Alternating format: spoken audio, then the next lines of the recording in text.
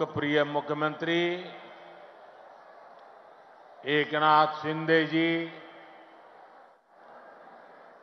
केंद्रीय मंत्रिमंडल के मेरे साथी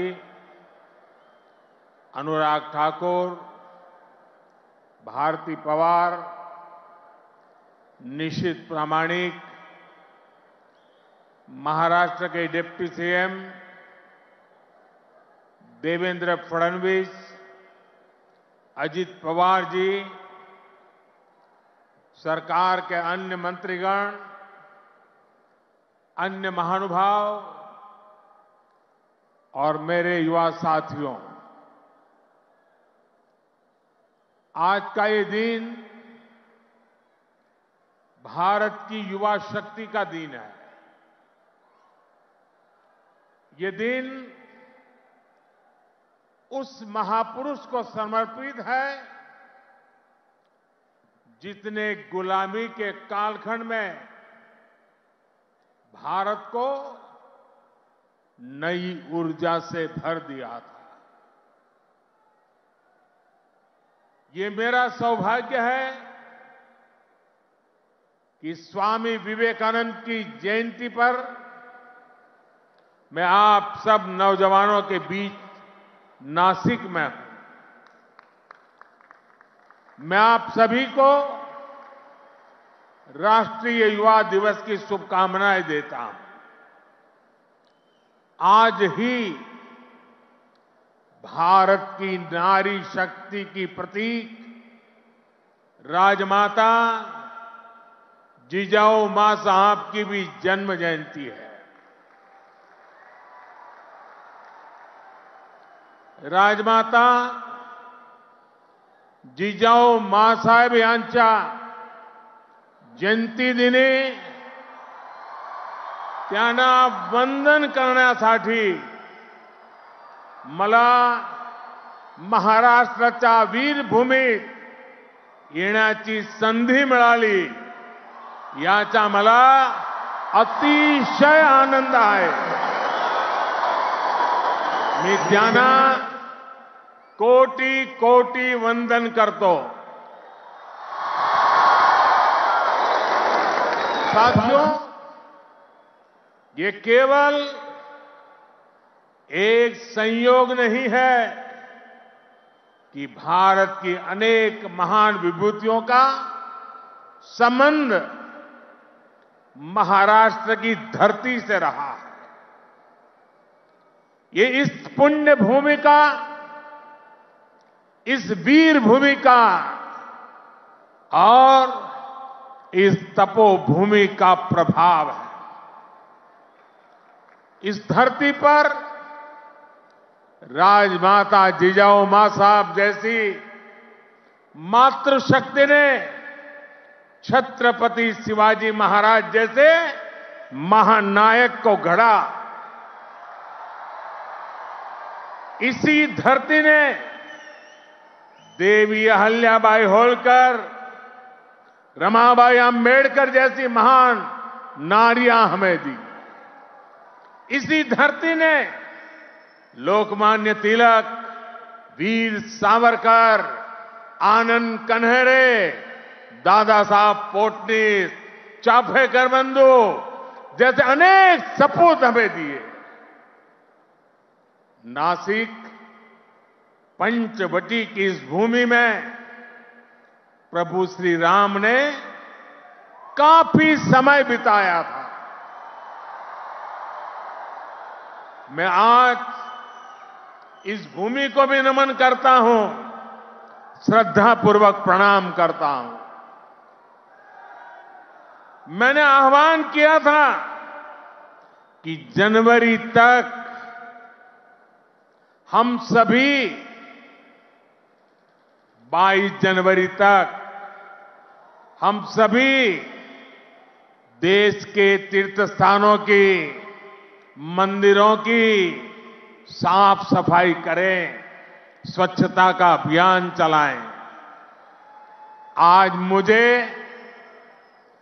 कालाराम मंदिर में दर्शन करने का, मंदिर परिसर में सफाई करने का सौभाग्य मिला है। मैं देशवासियों से फिर अपना आग्रह दोहराऊंगा कि राम मंदिर में प्राण प्रतिष्ठा के पावन अवसर के निमित्त देश के सभी मंदिरों में, सभी तीर्थ क्षेत्रों में स्वच्छता अभियान चलाएं, अपना श्रमदान करें। मेरे युवा साथियों, हमारे देश के ऋषियों, मुनियों, संतों से लेकर सामान्य मानवी तक सभी ने हमेशा युवा शक्ति को सर्वोपरि रखा है। श्री अरविंद तो कहते थे कि अगर भारत को अपने लक्ष्य पूरे करने हैं तो भारत के युवाओं को एक स्वतंत्र सोच के साथ आगे बढ़ना होगा। स्वामी विवेकानंद जी भी कहते थे, भारत की उम्मीदें भारत के युवाओं के चरित्र, उनकी प्रतिबद्धता पर टिकी है, उनकी बौद्धिकता पर टिकी है। श्री अरबिंदो स्वामी विवेकानंद का ये मार्गदर्शन आज 2024 में भारत के युवा के लिए बहुत बड़ी प्रेरणा है। आज भारत दुनिया की टॉप 5 इकोनॉमी में आया है। तो इसके पीछे भारत के युवाओं की ताकत है। आज भारत दुनिया के टॉप 3 स्टार्टअप इकोसिस्टम में आया है, तो इसके पीछे भारत के युवाओं की ताकत है।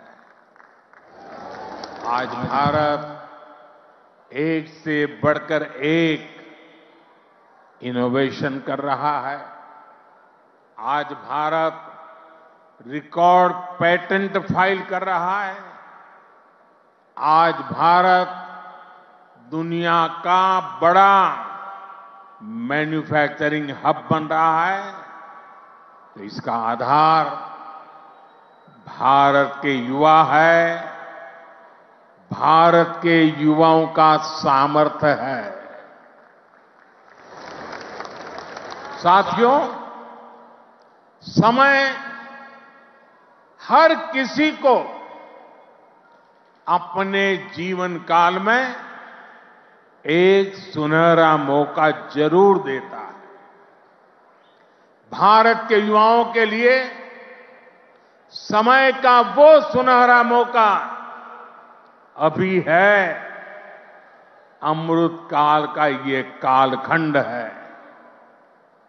आज आपके पास मौका है इतिहास बनाने का, इतिहास में अपना नाम दर्ज कराने का। आप याद करिए, आज भी हम सर एम विश्वेश्वरैया की याद में इंजीनियर्स डे मनाते हैं। उन्होंने 19वीं और 12वीं शताब्दी में अपना जो इंजीनियरिंग कौशल दिखाया, उसका आज भी मुकाबला मुश्किल है।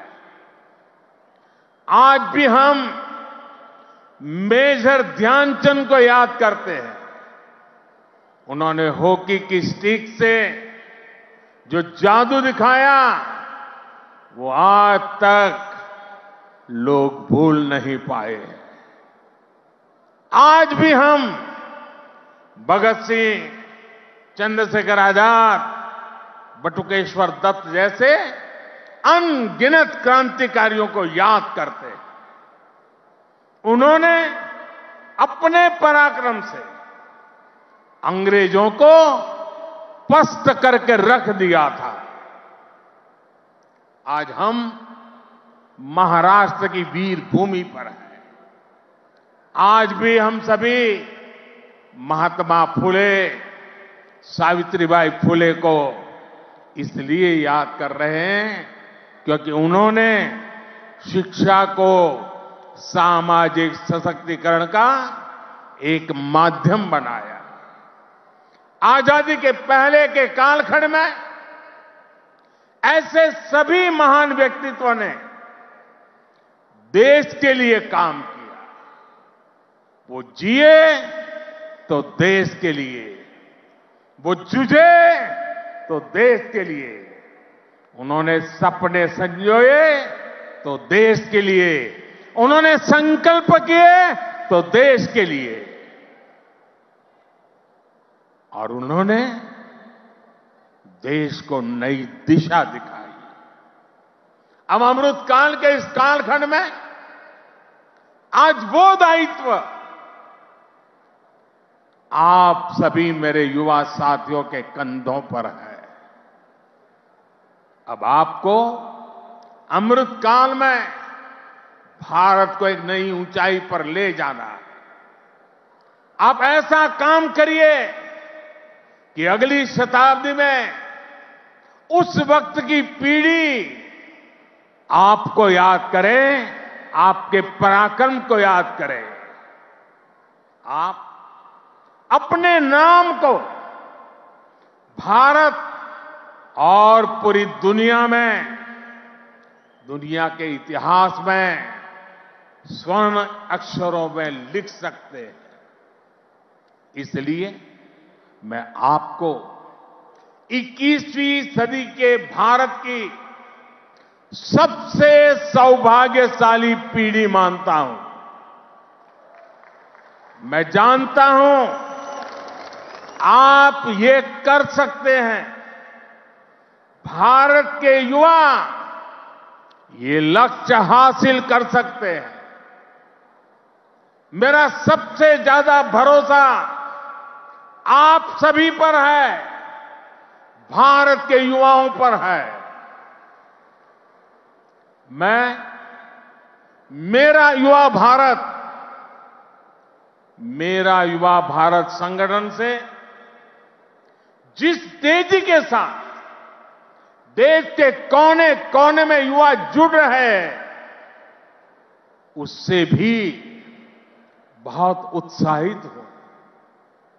मेरा युवा भारत, माय भारत संगठन की स्थापना के बाद ये पहला युवा दिवस है।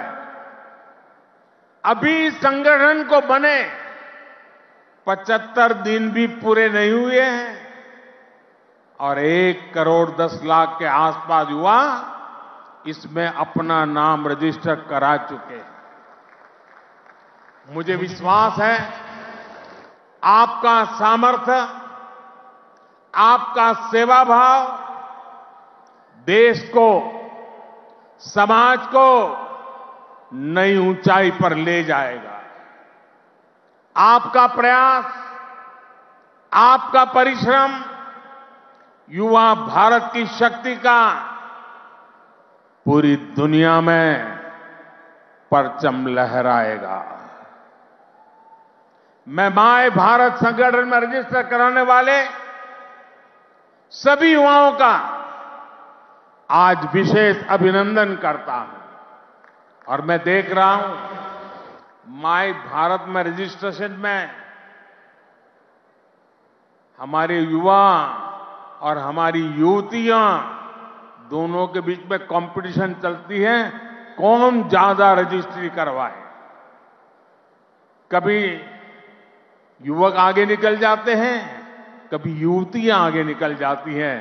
बड़ी जोरों की स्पर्धा चल रही है। साथियों, हमारी सरकार को अब 10 साल हो रहे हैं। इन 10 वर्षों में हमने पूरा प्रयास किया है कि युवाओं को खुला आसमान दें, युवाओं के सामने आने वाली हर रुकावट को दूर करे।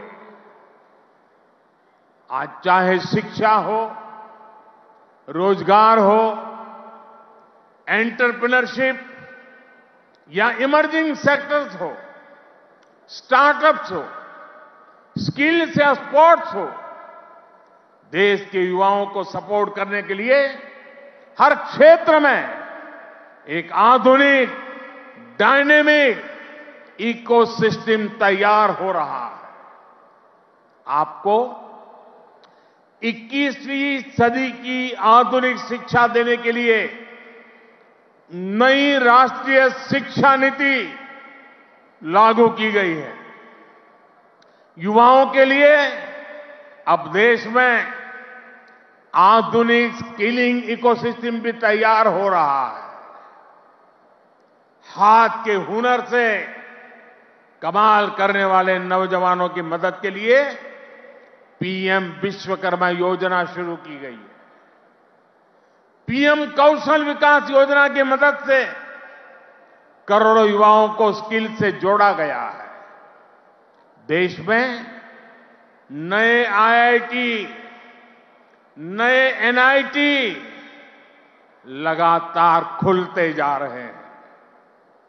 आज पूरी दुनिया भारत को एक स्किल्ड फोर्स के रूप में देख रही है। विदेश में हमारे युवा अपना कौशल दिखाया पाए, इसके लिए सरकार विदेश जाने वाले युवाओं को ट्रेनिंग भी दे रही है। France, Germany, UK, Australia, Italy, Austria जैसे अनेक देशों के साथ सरकार ने जो मोबिलिटी समझौते किए हैं, उसका बड़ा लाभ हमारे युवाओं को मिलेगा। साथियों, युवाओं के लिए नए अवसरों का आसमान खोला जाए।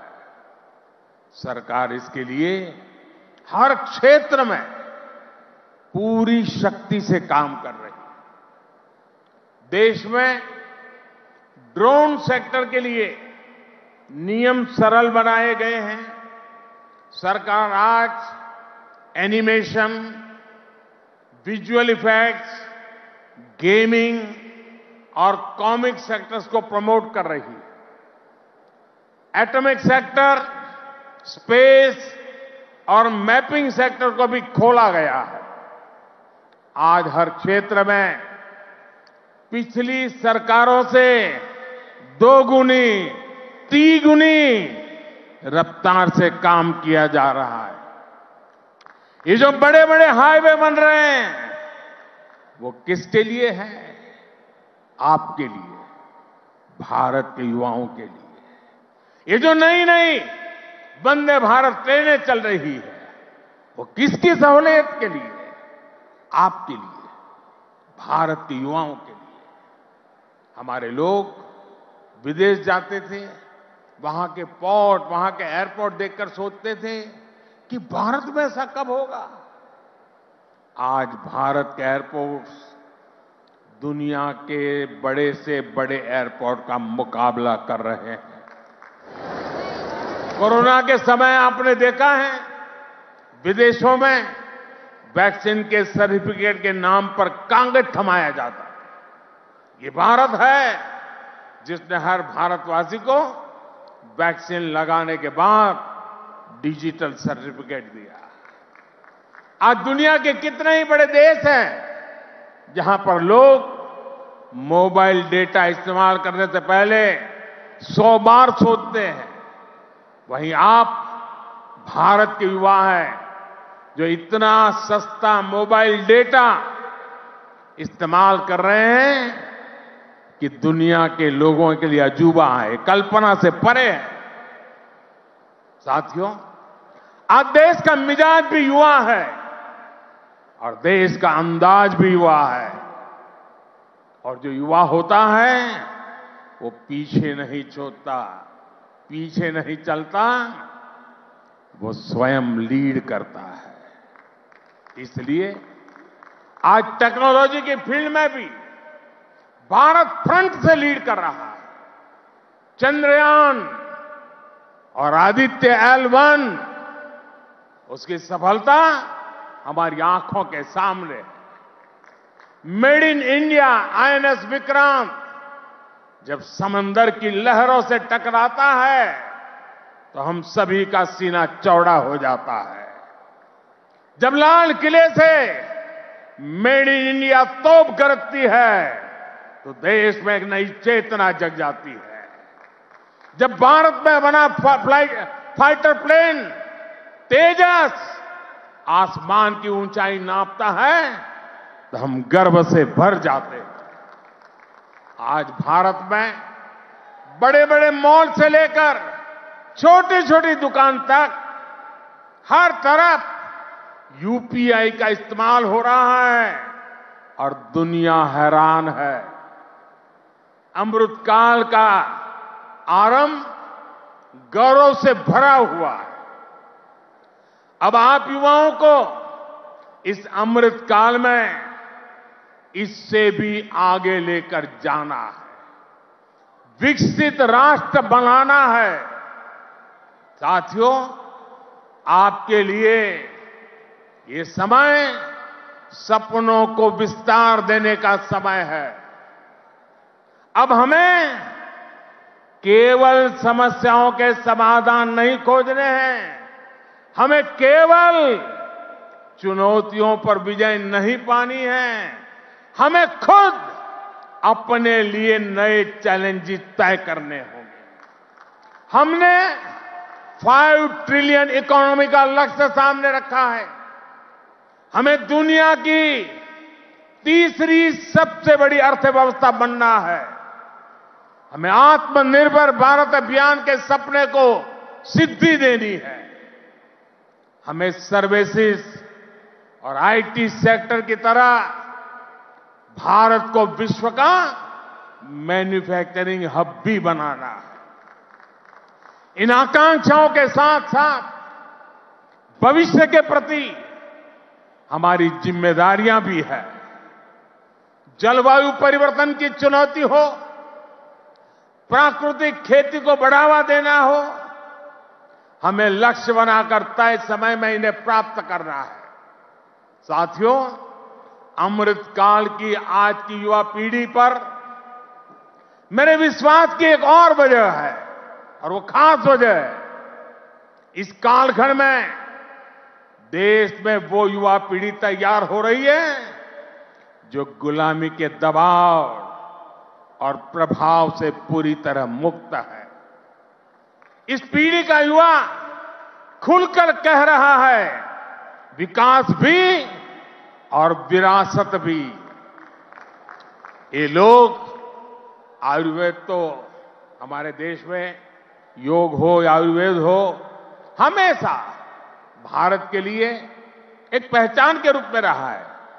लेकिन आजादी के बाद इन्हें ऐसे ही भुला दिया गया। आज दुनिया इन्हें स्वीकार कर रही है। आज भारत का युवा योग आयुर्वेद का ब्रांड एम्बेसडर बन रहा है। साथियों, आप अपने दादा दादी, अपने नाना नानी से पूछिएगा, वो आपको बताएंगे कि उनके दौर में रसोई में बाजरे की रोटी, कोदो, कुटकी, रागी, ज्वार यही तो हुआ करता था। लेकिन गुलामी की मानसिकता में इस अन्न को गरीबी के साथ जोड़ दिया गया, इन्हें रसोई से बाहर कर दिया गया। आज यही अन्न मिलेट्स के रूप में, सुपर फूड के रूप में वापस रसोई में पहुंच रहे हैं। सरकार ने इन मिलेट्स को, मोटे अनाज को श्री अन्न की नई पहचान दी है। अब आपको इन श्री अन्न का ब्रांड एम्बेसडर बनना है। श्री अन्न से आपकी सेहत भी सुधरेगी और देश के छोटे किसानों का भी भला होगा। साथियों, आखिर में मैं एक बात राजनीति के माध्यम से देश की सेवा की भी करूंगा। मैं जब भी ग्लोबल लीडर्स या इनोवेटर से मिलता हूं तो इनमें मुझे एक अद्भुत आशा दिखती है। इस आशा की, इस आकांक्षा की एक वजह है डेमोक्रेसी, लोकतंत्र। भारत मदर ऑफ डेमोक्रेसी है, लोकतंत्र की जननी है। लोकतंत्र में युवाओं की भागीदारी जितनी अधिक होगी, राष्ट्र का भविष्य उतना ही बेहतर होगा। इस भागीदारी के कई तरीके हैं। अगर आप सक्रिय राजनीति में आते हैं तो आप परिवारवाद की राजनीति के प्रभाव को उतना ही कम करेंगे। आप जानते हैं कि परिवारवाद की राजनीति ने देश का कितना नुकसान किया है। लोकतंत्र में भागीदारी का एक और महत्वपूर्ण तरीका है कि आप अपनी राय वोट के जरिए जाहिर करें। आप में से बहुत से लोग ऐसे होंगे जो इस बार जीवन में पहली बार वोट डालेंगे। फर्स्ट टाइम वोटर्स हमारे लोकतंत्र में नई ऊर्जा और शक्ति ला सकते हैं। इसलिए वोट करने के लिए आपका नाम लिस्ट में आए, इसके लिए जल्दी से जल्दी सारी प्रक्रिया पूरी कर लीजिए। आपके पॉलिटिकल व्यूज से ज्यादा जरूरी है कि आप देश के भविष्य के लिए अपना वोट डालते हैं, अपनी भागीदारी कराते हैं। साथियों, अगले 25 वर्षों का ये अमृतकाल आपके लिए कर्तव्य काल भी है। जब आप अपने कर्तव्यों को सर्वोपरि रखेंगे तो समाज भी आगे बढ़ेगा, देश भी आगे बढ़ेगा। इसलिए आपको कुछ सूत्र याद रखने होंगे।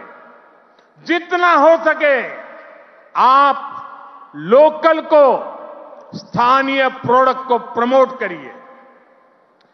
मेड इन इंडिया प्रोडक्ट का ही इस्तेमाल करिए। किसी भी तरह की ड्रग्स और नशे की लत से बिल्कुल दूर रहिए। इन्हें अपने जीवन से दूर रखिए। और माताओं, बहनों, बेटियों के नाम अपशब्दों का, गालियों का इस्तेमाल करने का जो चलन है, उसके खिलाफ आवाज उठाइए, इसे बंद करवाइए। मैंने लाल किले से भी इसका आग्रह किया था, आज फिर से दोहरा रहा। साथियों, मुझे विश्वास है आप सब, हमारे देश का एक एक युवा अपने हर दायित्व को पूरी निष्ठा और सामर्थ्य से पूरा करेगा। सशक्त, समर्थ और सक्षम भारत के स्वप्न की सिद्धि का जो दीप हमने जलाया है, वो इसी अमृतकाल में अमर ज्योति बनकर विश्व को प्रदीप्त करेगा। इसी संकल्प के साथ आप सभी का बहुत बहुत धन्यवाद। भारत माता की दोनों मुट्ठी बंद करके पूरी ताकत से आप जिस राज्य से आए हैं वहां तक आपकी आवाज पहुंचनी चाहिए। भारत माता की, भारत माता की, भारत माता की, भारत माता की। वंदे वंदे वंदे वंदे वंदे वंदे वंदे वंदे वंदे। धन्यवाद।